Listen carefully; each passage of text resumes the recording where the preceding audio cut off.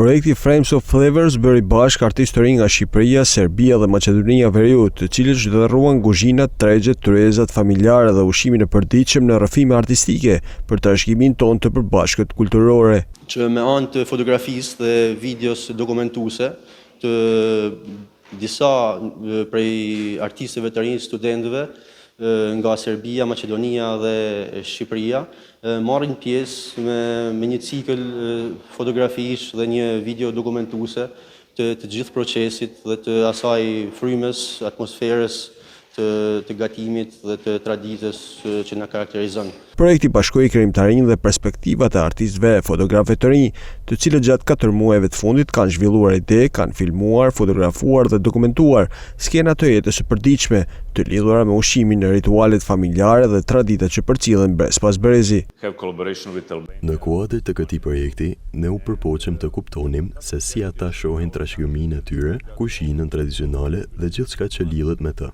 Po kërkojmë lidhjet mes vendeve tona dhe besojmë se ushqimi është një nga elementet më të rëndësishëm që na bashkon, përveç se aspekteve të tjera kulturore. Në projekt morën pjesë rreth 35 deri në 40 persona nga 3 vende. Pjesëmarrësit ishin kryesisht të rinj të moshës 18 deri në 20 vjeç, studentë nga Shkodra, Shkupi dhe Beogradi, por edhe nga rajone të tjera të Serbisë, Shqipërisë dhe Maqedonisë.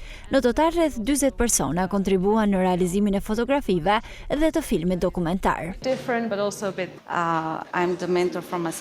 Sigurisht, fakti që kemi shumë komunitete dhe identitete të ndryshme e bën procesin më sfidues.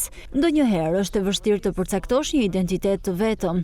Prandaj përmes këtij projekti u përpoqëm të gjenim një gjuhë të përbashkët. Për të komunikuar më mirë me njëri tjetrin, përdorëm anglishten. Por lidhja jone vërtet u krijua përmes kulturës, ushqimit, përvojave të përbashkëta, edhe vizionit që kemi për të ardhmen.